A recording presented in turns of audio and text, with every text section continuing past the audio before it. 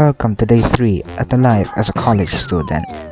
Syempre naman, I'm awake na 30 minutes before school. Ready na ako. Nandito na tayo. Palakad na tayo papunta sa tricycle. Mamaya na kita kausapin. Ayan, nasa tricycle na tayo. Syempre naman, hindi ko na pinakita saan ako sumakay.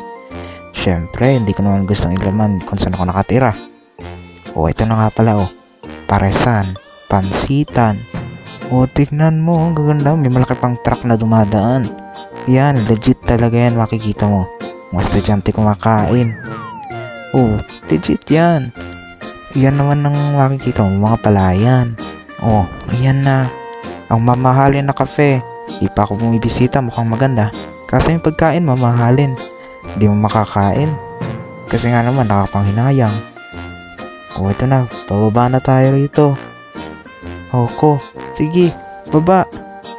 Nakapagbayad ka na naman Okay na yan. Lakad na lang. Pagpasok natin ng campus, diretso tayo sa building para sa ating diploma course. Ito ay test accredited, kaya pwede na yan. Ito. Hagdan, grabe. Hindi naman siya mahabang hagdan. Ano lang yan, 2 stories lang naman yung building, kaya madali. Sige, pasimple. Papanoorin natin ang makikita natin dito. Alamang, makikita mo maglalakad ka na sa hallway, nagka-camera, mukha kang ewan. Tignan mo. Tignan mo to, hindi man lang kumatok, bubuksan ka agad.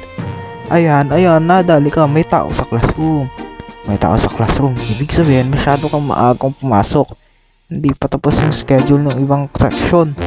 Nasa classroom pa sila. Sige, lipat muna tayo, alis tayo. Hanap tayo ng tatambayan habang sila ay nagkaklase. Nakaw. Sige na. Lakad. Ano ba yan? Yan na. Sobrang yung nakakahiya yung.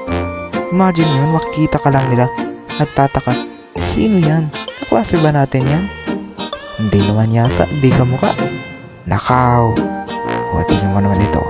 Nag-uusap-usap pa. Ang daming daldal. Iyan.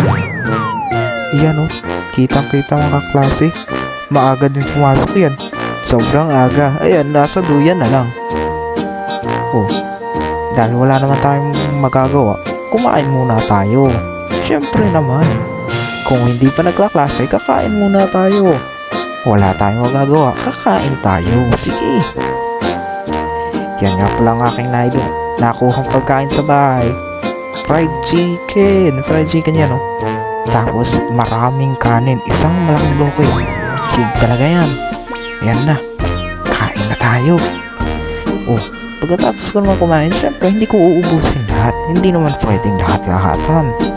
Yan, kakainin ko. Kalahati lang yan. Kalahating chicken. Tapos kalahating rice. Tingnan mo. Ang dami lang natin ng chicken at rice. Kalahati pa talaga ng blokeng rice. Ayan na. Tapos tayo kumain.